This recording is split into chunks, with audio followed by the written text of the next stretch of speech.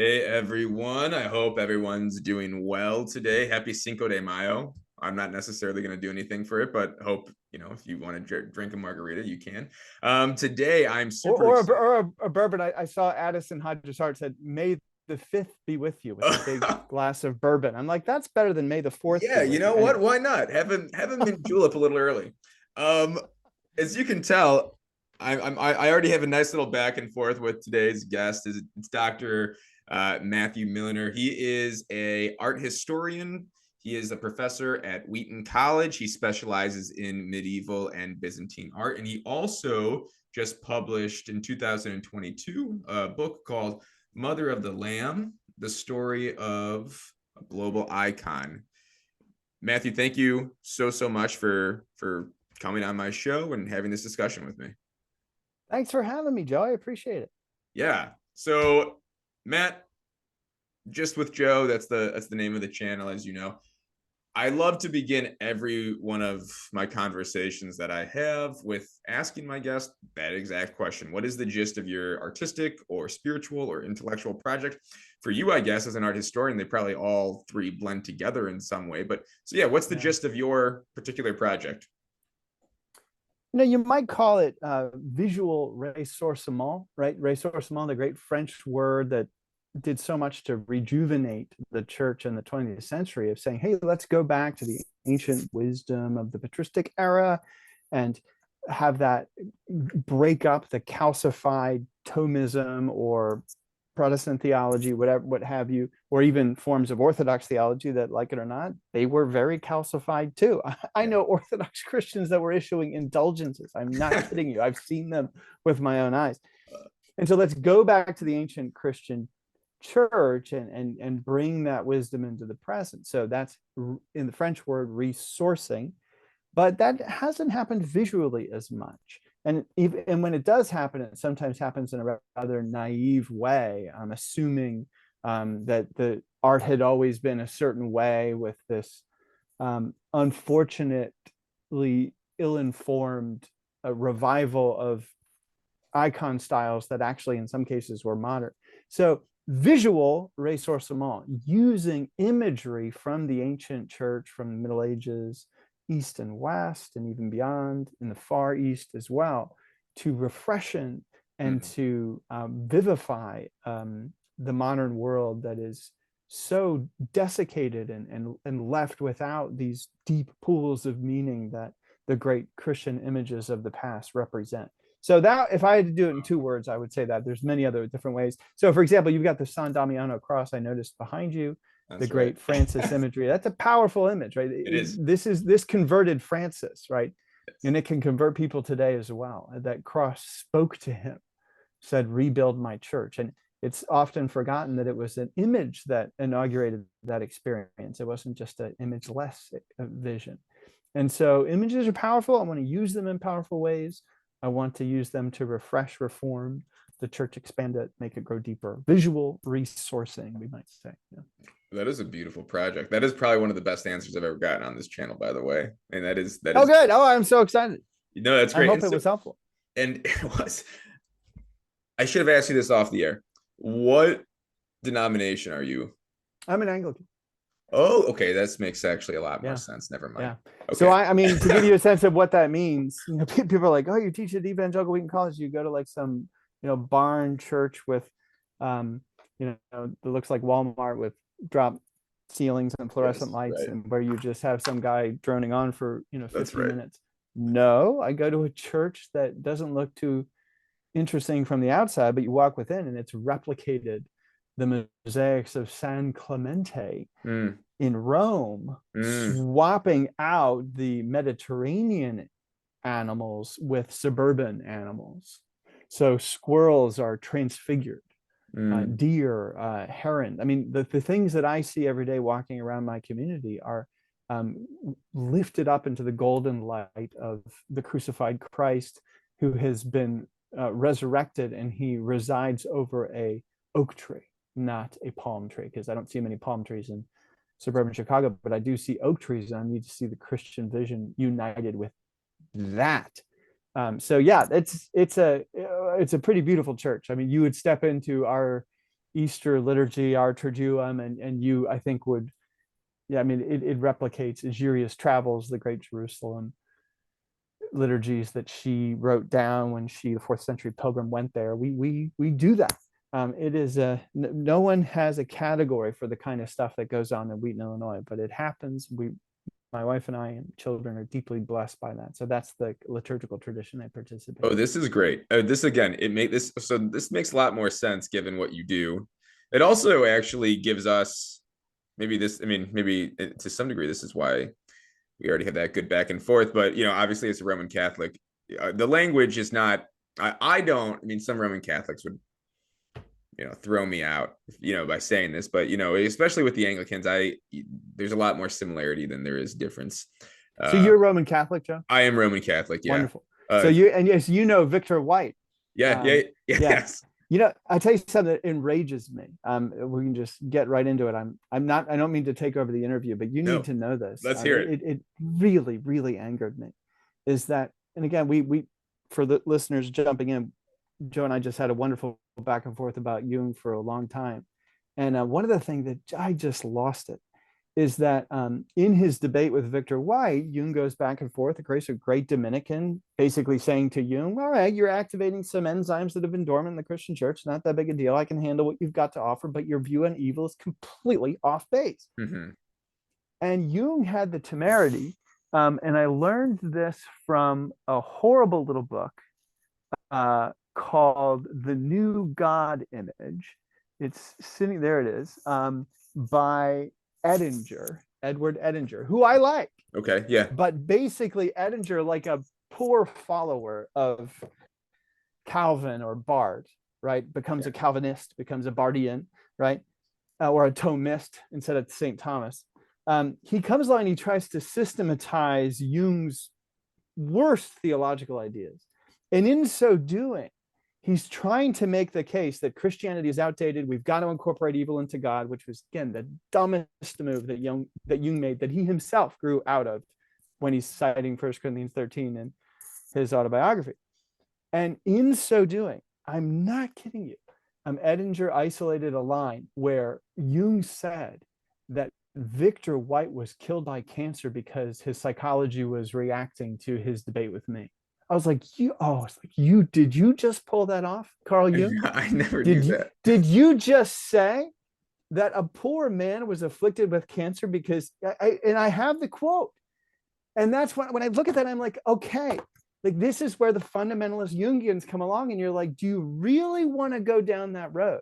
And this is why the vast superiority of Anne Belford Ulanov, who rescues the Jungian tradition, and she flat out says that when Jung projects evil into God, that is precisely the verb we need to use. He's projecting his own issues onto the Godhead. And I'm with the Bible, in whom there is no darkness at all. Of course. The shadow is our issue. It's not God's. And this whole Hegelian stuff needs to stop. I mean, it doesn't have to stop. I'm not going to persecute someone who does it, but I have no interest in it. It does not deliver. And Jung flirts with that. He gets over it, but I wish his followers would. Anyway. That's a great story. Yeah, I have the quote. I was like, you've got to be kidding me. You really are going to make that move? He made the move. And again, it's not, I can forgive Jung for it, but the fact that Edinger is citing it as proof that we need to have a new God image, I'm like, just stop. The biggest problem is the conflation of evil and the shadow. Yep. And so we were just talking about a wonderful Jungian podcast we both listened to where there was this snobbish condescension when someone attended a Christian baptism and evil was renounced. Oh, well, that's just rejection of the shadow. No. And this is what John Sanford was so good at. He said, evil does need to be renounced. There are things that must be banished and exiled. The shadow is something completely different. Integration of the shadow is different. That's what psychological holism is about, but not evil, not evil. So anyway, all that very interesting stuff. No, and you see this so you see, and it's not even a fine line. I like that you actually in a way stated that there's not a fine line between like the shadow and evil. It's like the shadow is just there's no line. I mean, evil is just not right. It's like they're not together. And if you incorporate the shadow, you can be prevented from evil. Yes, exactly. Really, and you actually see, I mean, when I say see, I mean you take any, it's almost like, fling spaghetti at the wall. Grab any Old Testament, tale, okay? And you're going to see shadow integration within the story, right? Totally. And it's not evil. It's just, no, it's not. And you know who's great at this is Sanford's Old Testament book. Okay. He just goes through a Christian Jungian read of the Joseph story, of the Jacob story. You got this arrogant jerk who needs to encounter his shadow, both of them, right? And he lays it out so beautifully, but without Jungianizing the Old Testament. Instead, he Christianizes Jung in the process, which is so wonderful. And I don't want to, or Judaizes him. Yeah.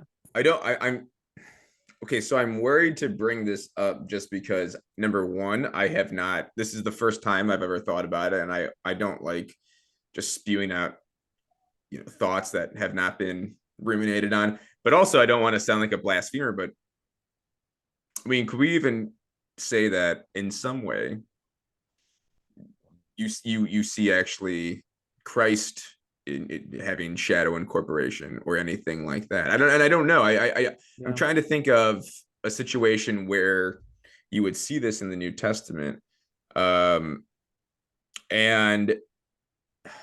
I can't necessarily explicitly think of it. And again, I don't know if that teeters on any type of, blasphemy or anything like that, but I've never thought about it like that. Yeah, but based on what we just said is right. And I know I'm also hesitant to go in that direction, because you could theoretically say if shadow isn't necessarily sin, then right. But still, I think there's just this unpierceable luminosity of Jesus that does not permit us to psychoanalyze him. And I will say that that's in Sanford's wonderful book on evil. He begins to do that to the Apostle Paul. And basically it's like, here's where Paul's shadow, and I'm a little nervous with that too. I'm like, I'd rather have Paul reading me than me reading Paul, with 2,000 years between us. So I do, let's. We're not going to talk about it, like I said, because I just had to throw it out there. Oh, yeah, I'm glad you did it. I'm glad we both demurred. That's right. That's right. I want Jesus to psychoanalyze me. Yeah. That's right. Yeah, hopefully. Yeah.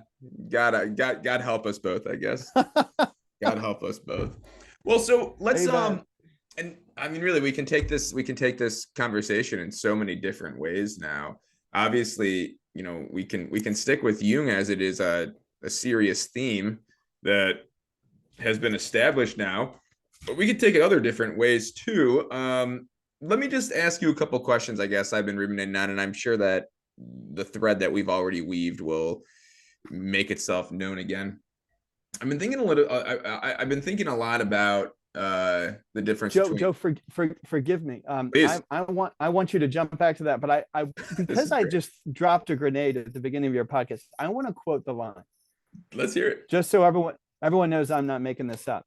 So, The New God Image, a study of Jung's key letters concerning the evolution of the Western God image, by Edward Edinger, page 60.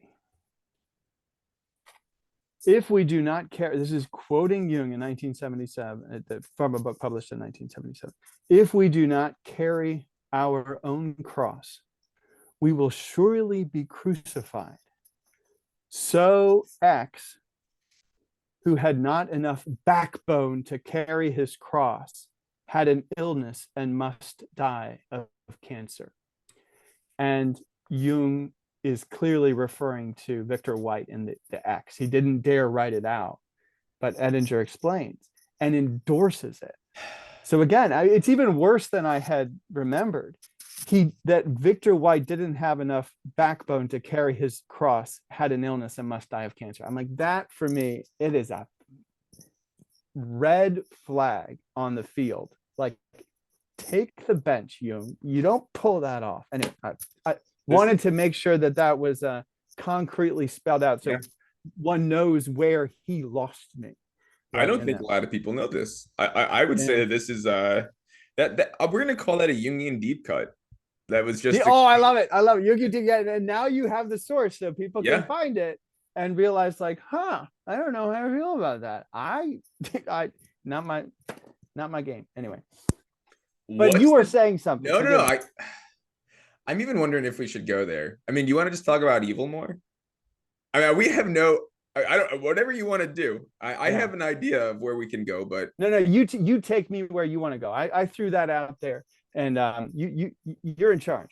Really quick though, I guess just like one more footnote. It is interesting that people automatically, who are unlearned about this concept of the shadow, they automatically think that it's an association of evil because we have such a horrible association with evil to begin with, right? Everything is. I spoke with he's actually what I consider a friend now, Father Vince Lampert.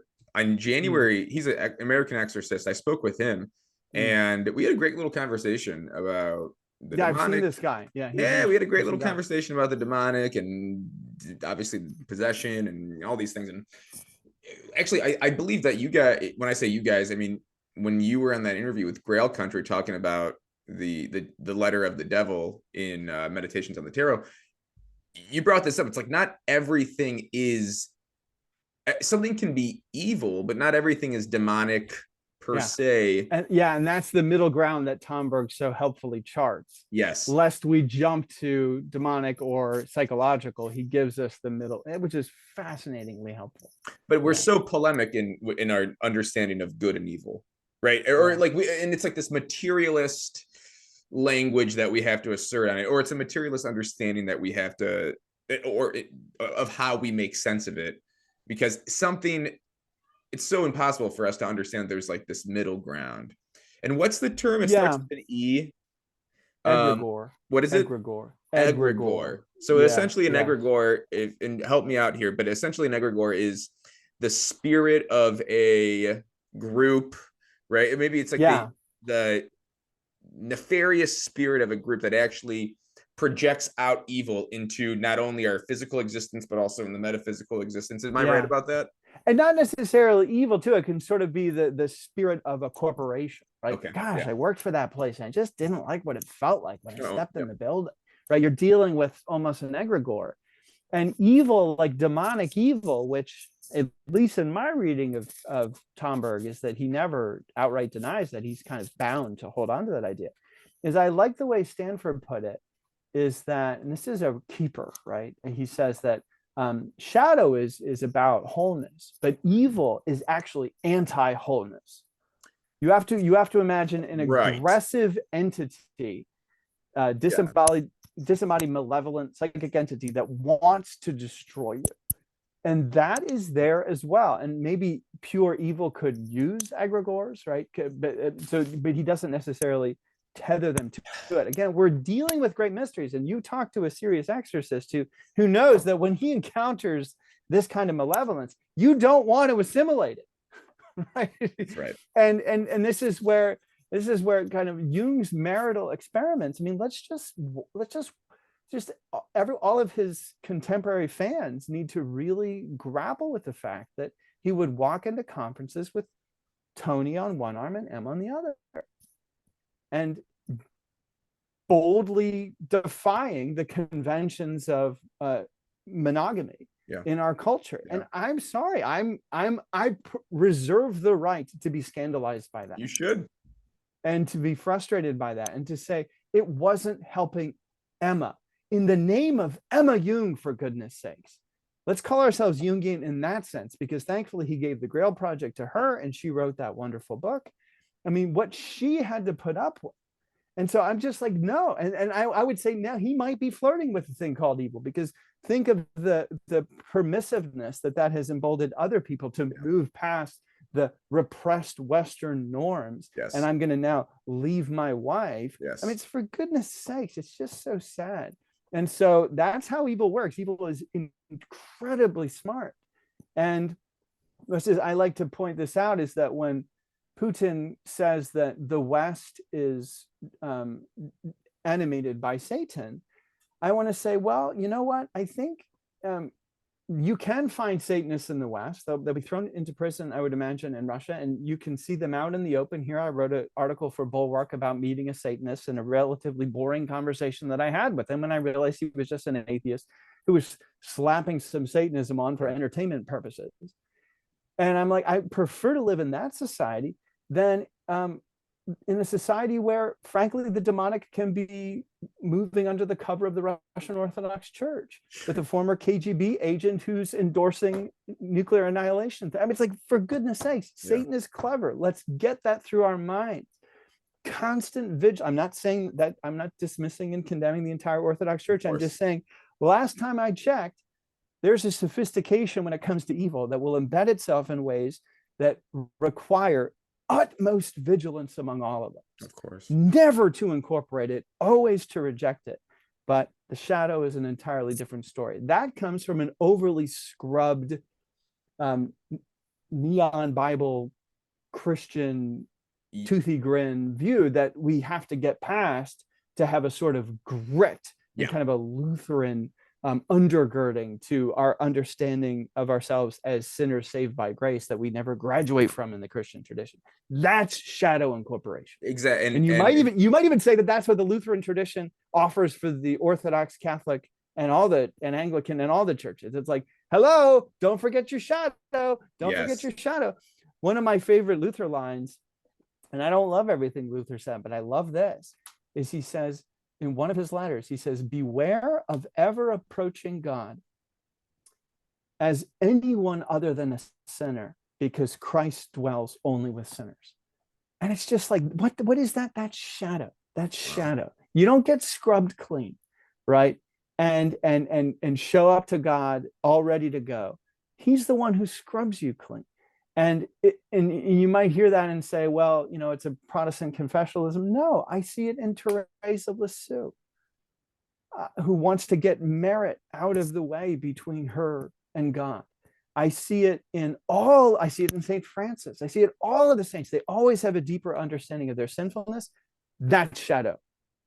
Exactly. That's what we mean. I think that's what we should mean by it. And so when you look at it that way, the entire Christian tradition, insofar as it had saints aware of their own sinfulness, had been doing shadow projection all along until Carl Jung's dad, who gave us this dried out Reformed Christianity that had no life in it, that he was rightfully rebelling against. And, one thing that when I was having that discussion with Father Vince, and that I've been thinking a lot about is, the actual, so the devil, right? Actual, like Lucifer, as you said, evil, right? It does work in things like doubt. It exists in things like self-deception, like in intense. And again, as a Catholic, right? I understand that we need a healthy amount of guilt in our lives sometimes, but just when that guilt, obviously, it can be good. It can be good. Carl Jung should have had more of it when it came to Emma. Yeah, that's right.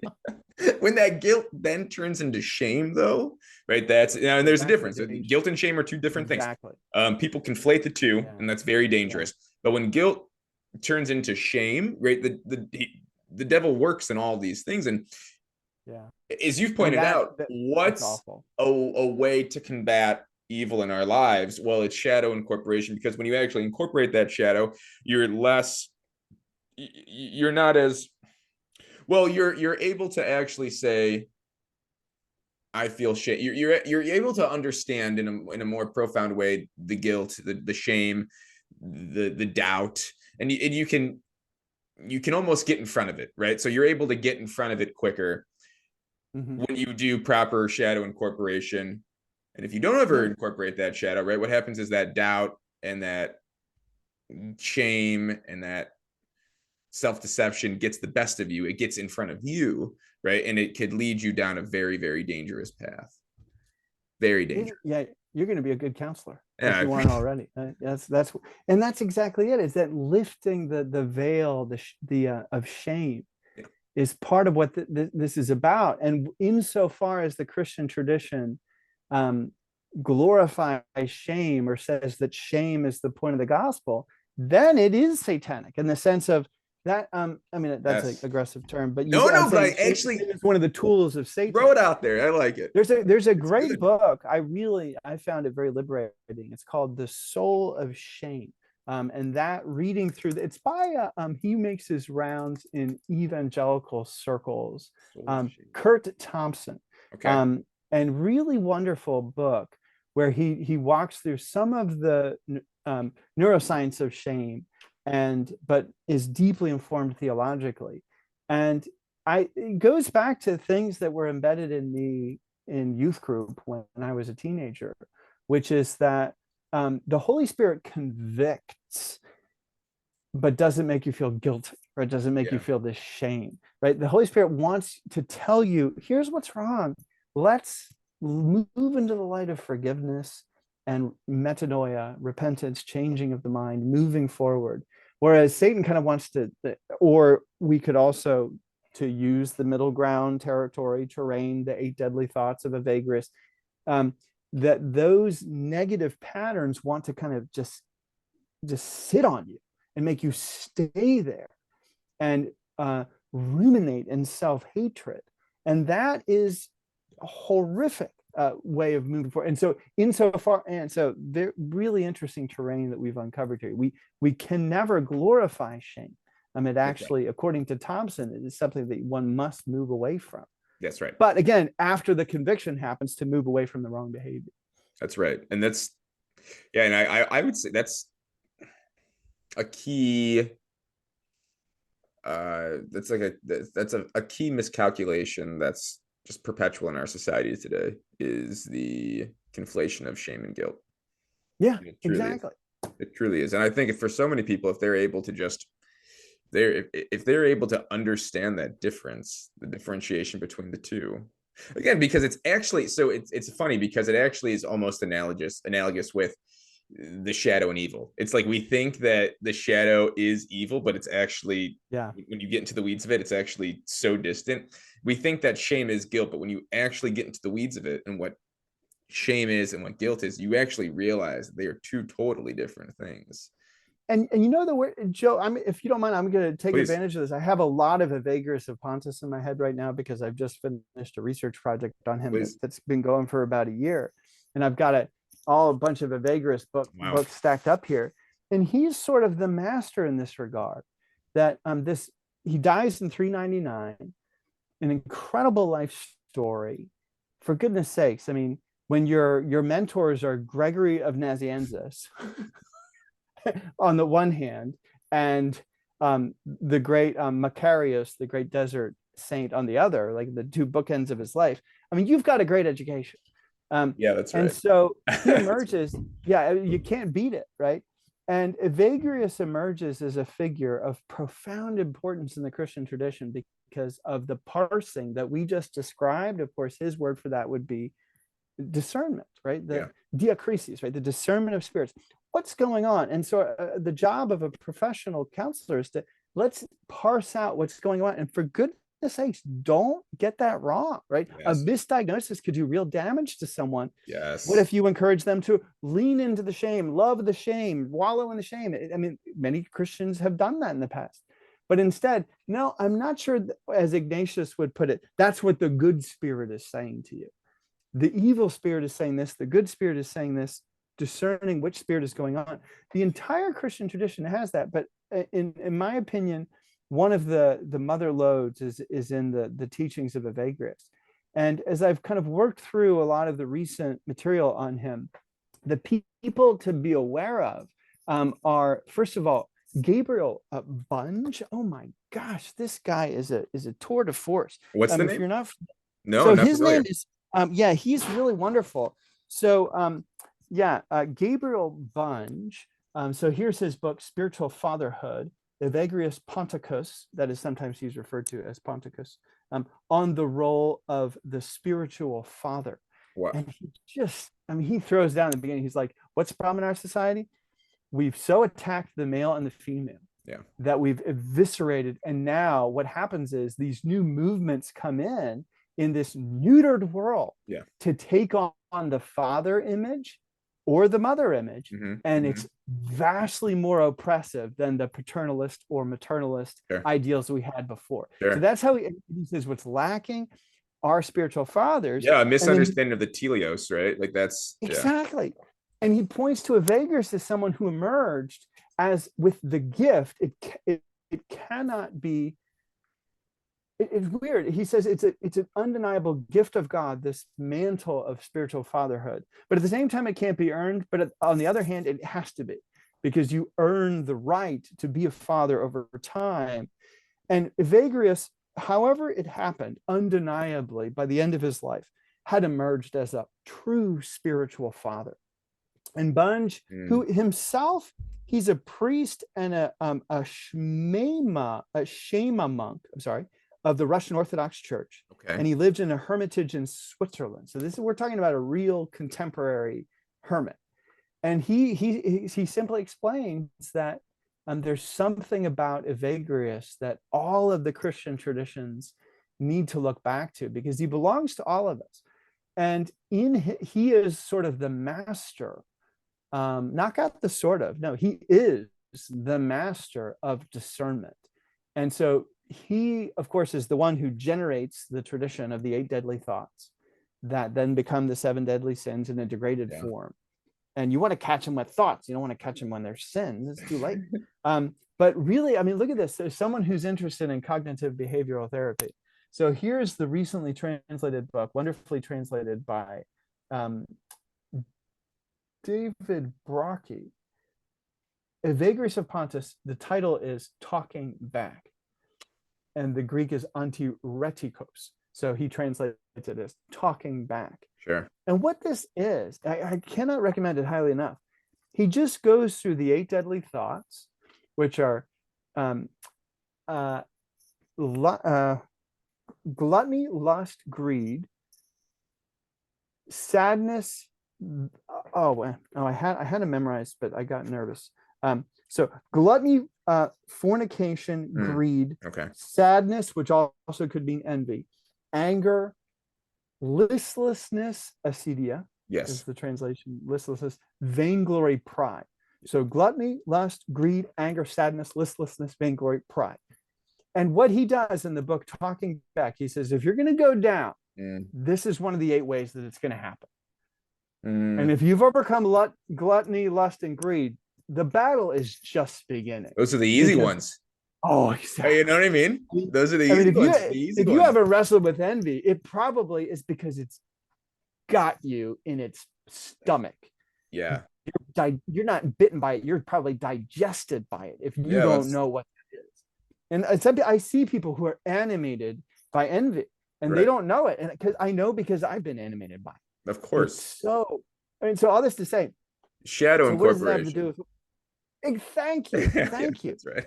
And what he does in Talking Back, it is amazing. Everyone, it's amazing that this book exists that you can just purchase for $15 or $10. You're giving me a couple big books. I mean, I'm pumped. Well, it's incredible. And what he does is he goes through the 8 deadly thoughts, and it's called Talking Back because he gives you the cognitive behavioral programming with which to respond to each of these deadly thoughts. And moreover, it's all just quotes from scripture. That's and it's utterly wild, obscure quotes that like most of us don't have in our back pockets, right?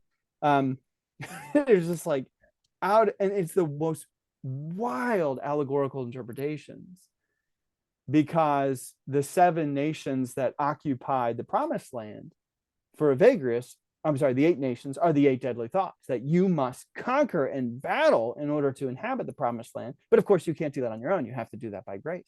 Of course. And it's like, so all of this stuff, I mean, I'm sorry, it runs circles around so much of the Jungian conversation, from which I have benefited greatly. Yeah. But we lack so few figures that can bring both of these together. You've got some people who are like, I'll never read a page of Carl Jung because I've got Evagrius. And then people are like, who's Evagrius? I'm a Jungian. We've got to bring these together and realize that these are 2 avenues of wisdom to grappling with the deep mystery of the human psyche that God has given to all of us. And it's a battleground. That's what our psyches are. It's an arena. And if you don't identify your enemies quickly, they're going to consume you. And he names, and this is what's amazing. You probably know this book, really wonderful. It's a book by, what's his name? I had to turn it back a little. Oh no, I got it right here. Okay, you ready?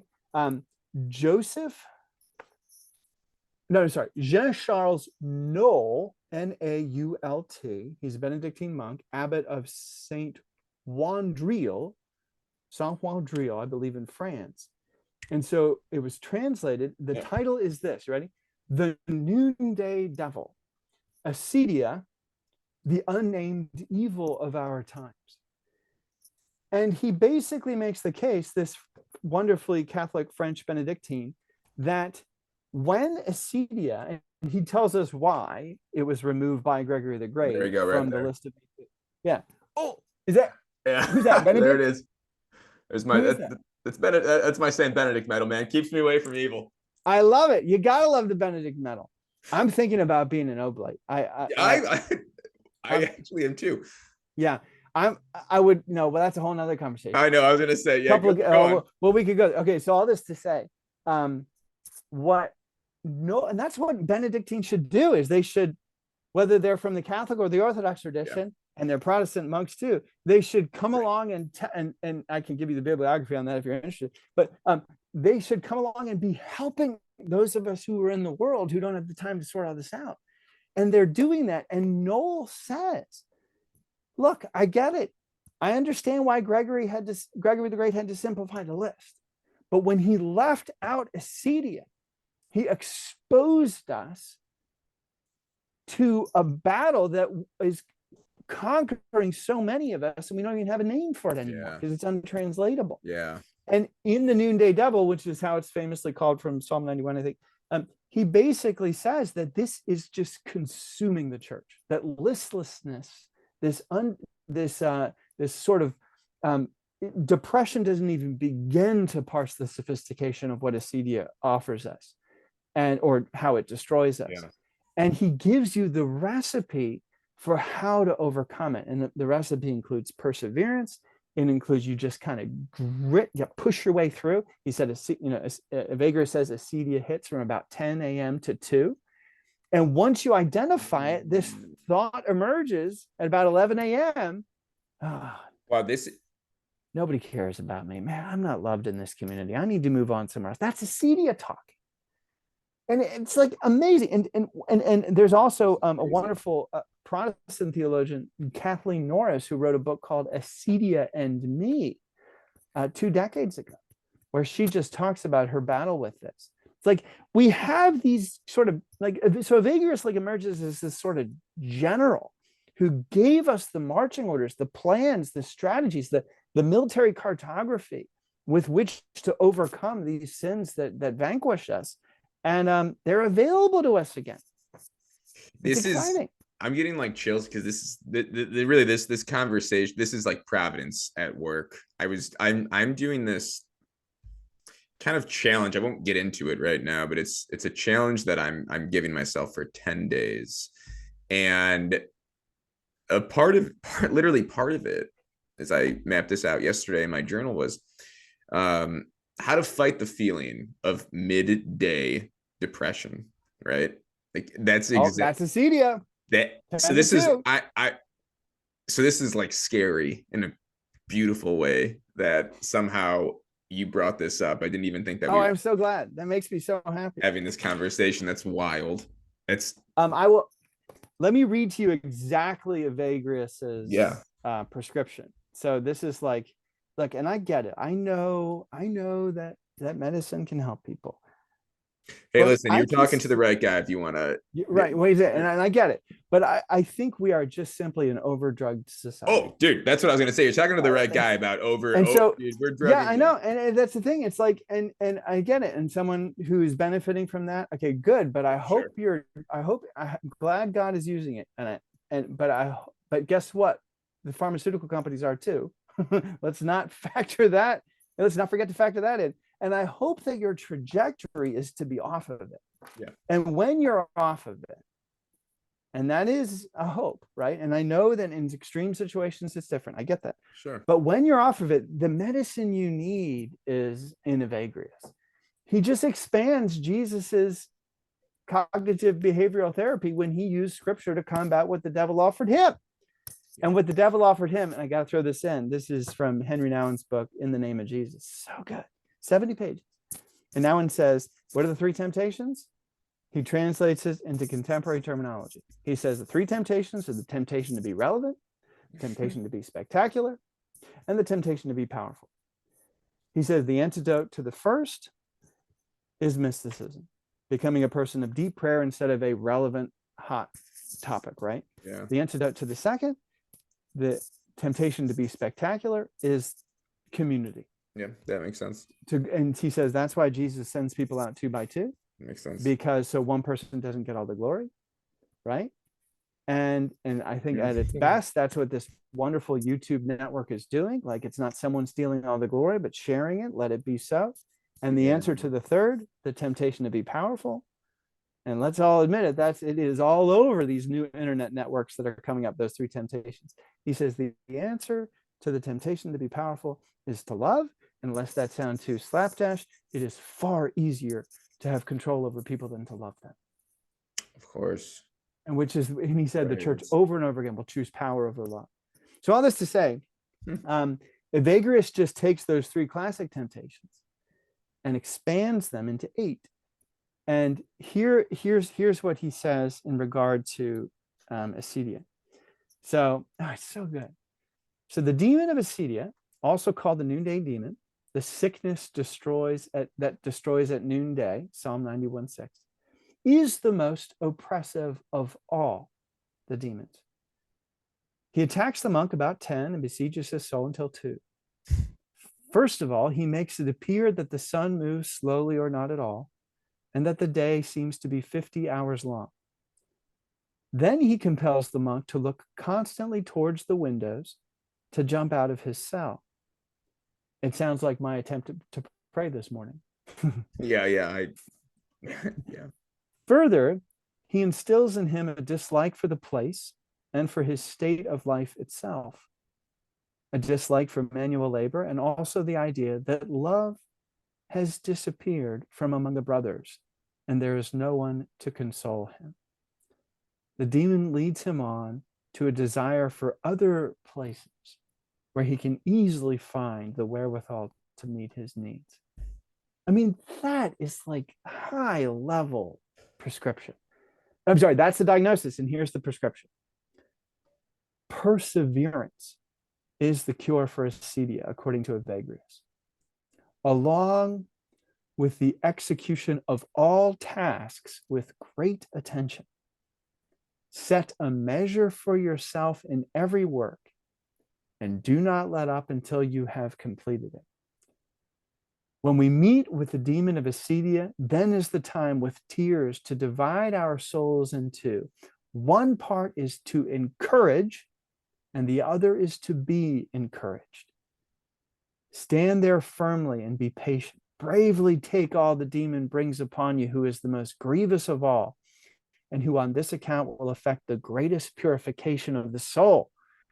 Indeed, to flee and to shun such conflicts schools the spirit in awkwardness, cowardice, and fear. And he concludes with the Psalms, of course, which is his constant weapon. Why are you so full of heaviness, O my soul? And why are you so disquieted within me? Put your trust in God.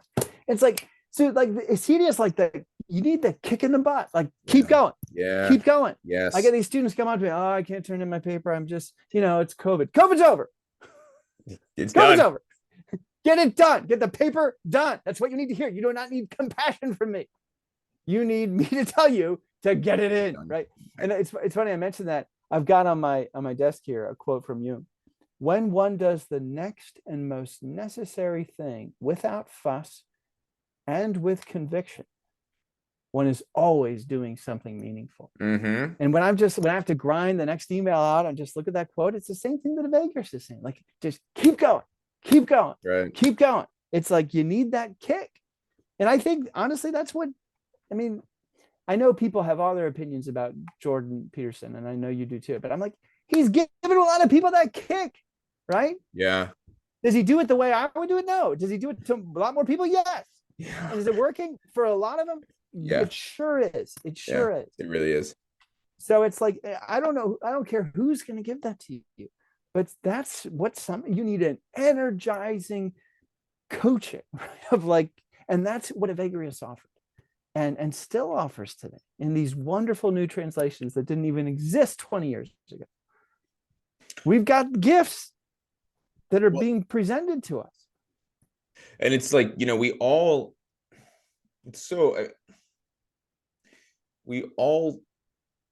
have, I mean, I don't even, it sounds so cheap explaining it this way, but it's just like, at every second we can be we have the possibility of being in a total union with God, and the devil understands this. Yeah. And he is doing everything in his power for us to just, I mean, we're always, it's like, okay, it's like we're always on this beautiful spirit, our life is a spiritual quest. And the funny thing is, it's a quest, yes, but it's also something that's just right at our doorstep.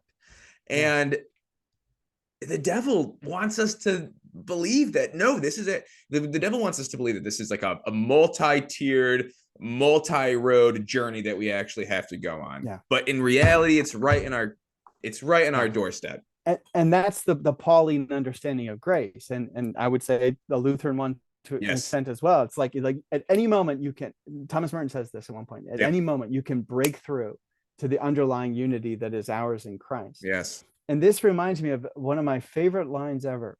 This is from M. Basil Pennington, who, compared to Thomas Keating, I think is the more trustworthy authority in the realm of centering prayer.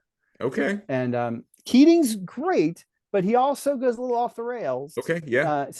Sometimes for provocative reasons, and but Pennington died in a car wreck too early, but he really just solid. His book on centering prayer, in other words, teaching people these deep meditative techniques that put you immediately in access to the terrain that you just described, Joe. And in the little Q&A in the back of his book Centering Prayer, which you can pick up for $1 on Amazon, he says, published in 1980, he said, okay, he's like, I've done these seminars all over the world, and these are the questions that always come up. And one of the first questions, and I get it a lot amongst my students as well, is, well, if you quiet your mind and just kind of reside in silence, isn't Satan going to get you, right? And Pennington faced that question so many times that he developed a perfect answer to it. He said, I have a clear answer to that question. The answer is no. Mm-hmm. Is that because I don't think Satan is real?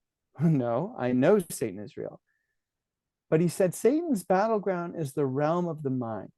And the reason he'll do anything to keep you from being still and quiet before the Lord is because he knows that he can't get you there. That's right.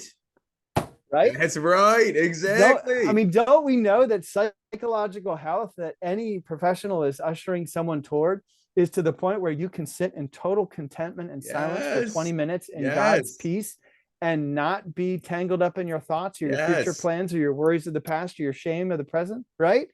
And he's like, that's it, like when I read that, I was like, that's the perfect answer. Yes.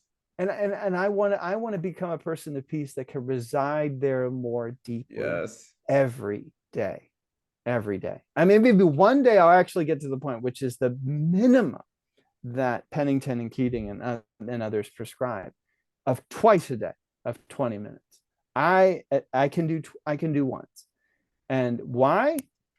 Because I'm addicted to my mind, right? I want to, and I also have responsibilities and I'm raising a family. So that's right. That too. But all that to say, it's like, I mean, as you put it, right? The answer is within us already by virtue of our baptism. The answer is there. Right. The answer resides within us and is constantly summoning the mind to descend into the heart, as the great Orthodox mystics say in the Philokalia, right? The mind descending into the heart. And that's available to any of us right now.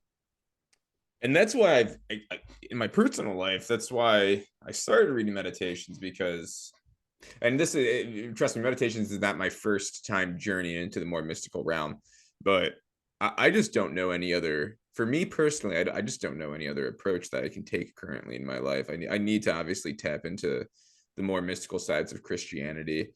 And it's exactly that, because it allows me to, it allows for me to meet that goal, right? Of my heart being silent, right? Of my mind being silent, of me being in a union with, in a prayerful union with God. And it's just, it's different. For me, it's always been difficult to do that.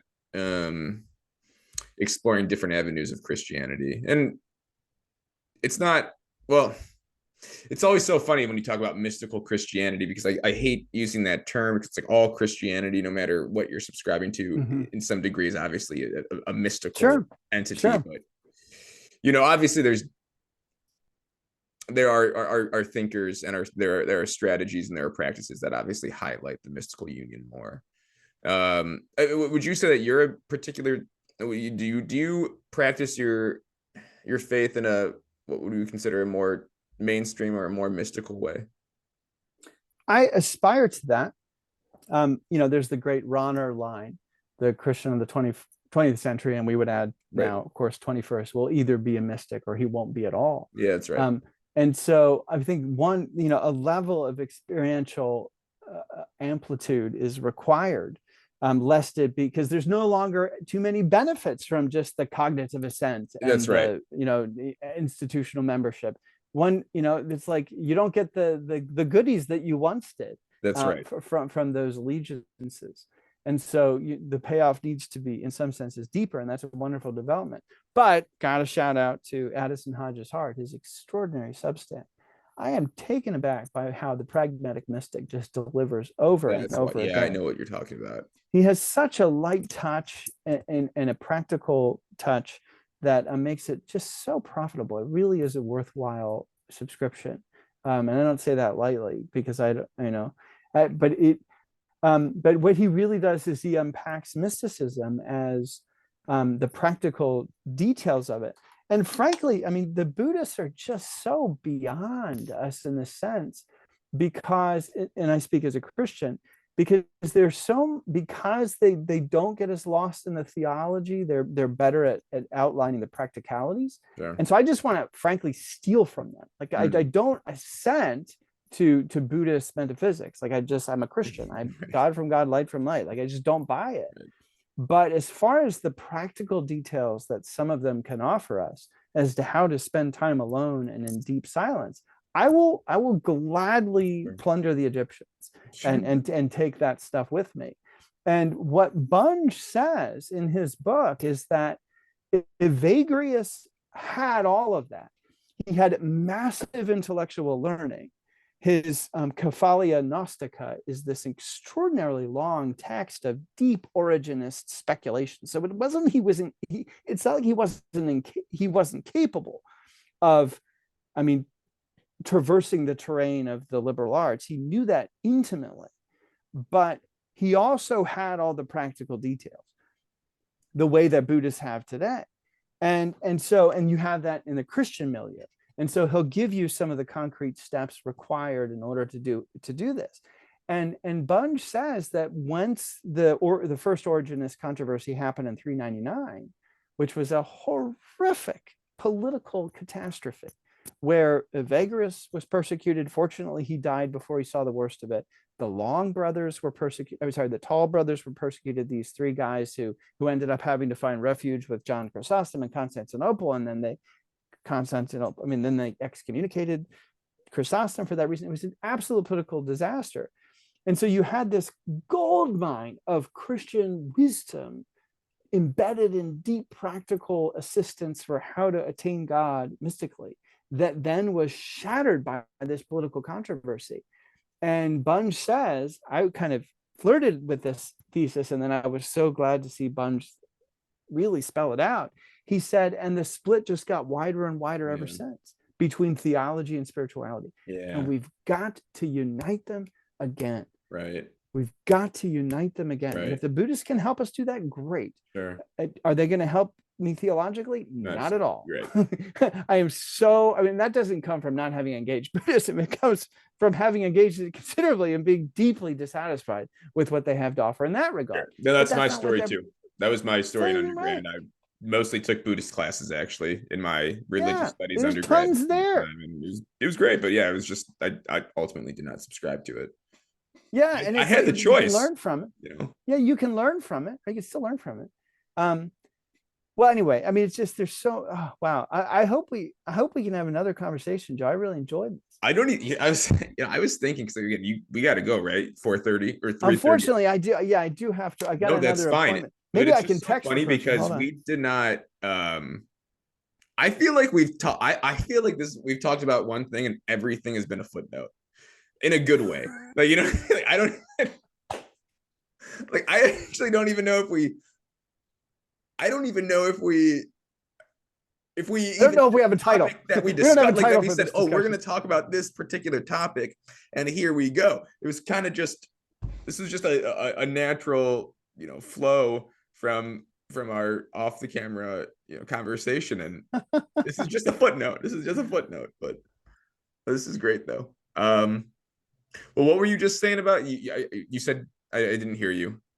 I was wondering if I could avoid this future appointment, but I think I do have to get to it. That's fine, and that makes total sense. Well, hell, this is what I had in store for my next question. And I'll wrap up just a second so we can hop and talk just for a second longer offline. But yeah, you know, I've been thinking the question of like, you know, there's a serious question in today's culture about, you know, whether or not manly virtues and feminine virtues exist, masculine and feminine virtues exist. And I think a lot of the times we get too bogged down and this is masculine virtue, this is feminine virtue. I mean, there's virtues that all people should strive for. But the thing I really enjoy about Jung, when you actually integrate the anima and the animus to its last conclusion, right? Sophia and Hermes, this is actually where in Sophia and Hermes, this is actually where you see where masculine and feminine energy lie, and you see it all over, right? It's like, you know, I made a little chart, Sophia and Hermes, Sophia on the left and Hermes on the right. You know, Sophia the passive and Hermes the active. And I don't mean this in like a grammatical way, right? I mean it like in that way, right? The spirit, the interlocutor, the messenger, the coherer, the implanter, right? When you think of it in like a biological way, even like when you look at it down the scale, right? It's like, who's making the honey-do list? It's the woman's making the honey-do list and the man is acting it out, right? So I think Jung does a lot of, I think if we are to have a more serious conversation on what Sophia and Hermes means, you start to see how these are not different, right? Like men, it's not just like men have only the active virtues in life, right? Women can obviously have those virtues, but yeah, you need both, is what I'm saying, for any union to work. You need the Sophia and you need the Hermes. And maybe it actually doesn't matter, right, which individual takes that on. I would probably say that it does, but maybe it doesn't necessarily matter. But what I'm hearing is, or what I think is, you do need both in order to, you know, create a serious, long-lasting, effective union. And that could be in a marriage, that could be in a friendship, that could be in a that could be really in any type of relationship, in any situation in life. Yeah. I know I just threw out a lot there, and we have to. No, you know, it's funny. No, that's such an important question that I texted the person. They can wait. Okay. This is too important. So I'm glad you. Does that make sense, by the way? Or does, yeah. Okay. Yeah, because the alternative is kind of a neutered world where the masculine and the feminine, that's right, are oppressive things that have been scrubbed from the landscape. And that's not, and then as we saw with Bunge, the result will be they will simply resurface in these almost demonic ways. Right. And so you've got to reckon with the masculine and the feminine. Yeah. And Christianity does it when people are drawn to pure paganism, and you can't find it because you're going to have, unless you're sacrificing a human being, you're not dealing with paganism. This is C.S. Lewis's point. Like, come Yeah. on, are you serious or No, not? no, no. And the only person who was really serious was Georges Bataille in his Acéphale. He tried to create headless in French, like Acéphale. He tried to create a cult where, because he knew Christianity had power, he wanted as an atheist to appropriate that power, but he knew a sacrifice had to happen for it to occur. And he got the group together, and everyone volunteered to be the sacrifice, but no one volunteered to do the killing, so it never took off. So that's the one person who really tried it. So what you have is, the reason I mention that is because with hardcore paganism, some people try to go back to, I need to encounter the pagan, I need to encounter the goddess, I need to encounter Dionysus himself. And I think what they miss is they miss the necessary advance that monotheism gave us. In the pagan world, absolutely everything was hypersexualized. Sure. In a way that's not liberating. And monotheism came along and said, you know what? You don't have to offer the sacrifice to the earth in order for the grain to happen. It might be the will of God that it happened. It might actually be that your malevolent action has caused the drought to occur. And that strikes us as primitive, but in fact, it was an extraordinary advance instead of the whim of the god or the goddess. And I like to say, if someone believes that, you know, human activity can actually damage the environment, you're inheriting a monotheistic view of the world where your actions can actually have consequence. This is what Tikva Frymer-Kensky beautifully argues in her kind of takedown of neo-pagan goddess tradition. She says, as a University of Chicago scholar, like, look, you don't want that world, right? You want the advance of monotheism that desexualized everything. But that having been said, the Jewish tradition and the Christian tradition does, I think, such a elegant job of retaining a good place for the ideal of feminine and the ideal of the masculine. And you might say that color had been drained out of Swiss culture, and Carl Jung rediscovered it to a certain extent, right? He found the Sophia tradition. He didn't have what we have today as far as the resources in that regard, but he certainly did realize that, oh my gosh, like, here is something, here's this elements that are there, even though I think he misunderstood parts of it. And so I'm with you. I love the way you put it. You need the message, and you need someone to deliver that message. And oftentimes in our lives, however you want to describe it, whether it's wherever on like the scale it's at, right? A lot of people can't do both, right? I mean, and that's actually the brilliant people are those who can do both. But truly, like, who really can? I mean, okay, even, you know, Pope John Paul II writes about this, and obviously he gets this from Balthasar. You even see this in the church, right? It's like Christ can do all things, but even we even use that symbolism in how we describe the church, right? It's like Christ implants Christ's self in the church, and then the church goes out and makes sense of it in the world, right? So it's like you need. You're a very brilliant person if you can do both things, if you can create the message and also be the messenger. And I think that's what it is, right? That's the necessity of the masculine and the feminine virtue. And again, as you pointed out, that's exactly what Jung brought back up to the surface. That got a little miscalculated as time went on, and he even to a degree actually miscalculated it himself.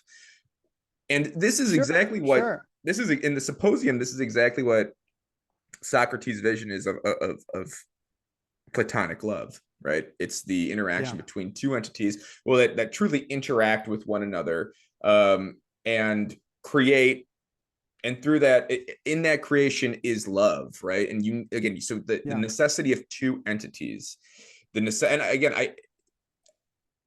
someone needs to take on the end role of the anima and the animus, right? And again, it could be, it's not just in a marriage. It needs to be in every social relationship that is around today.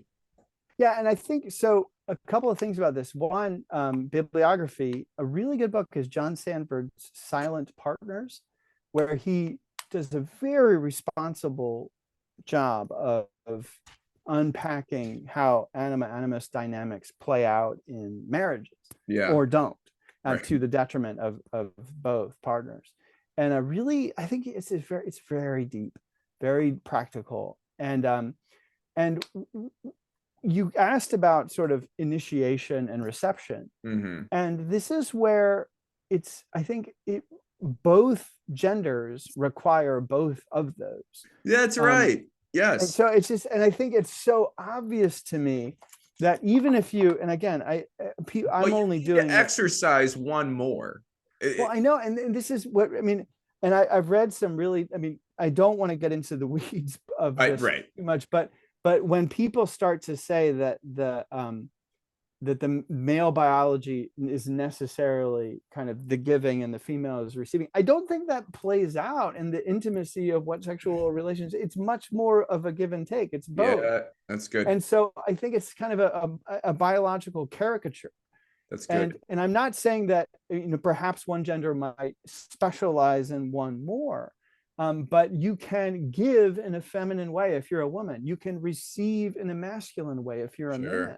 Yes. That's the complexity. And if you look, and this is where a lot of the least creative thinking in regard to the Christian liturgy happens, is when people try to overly genderize it. I think the entire thing is beautifully laid out.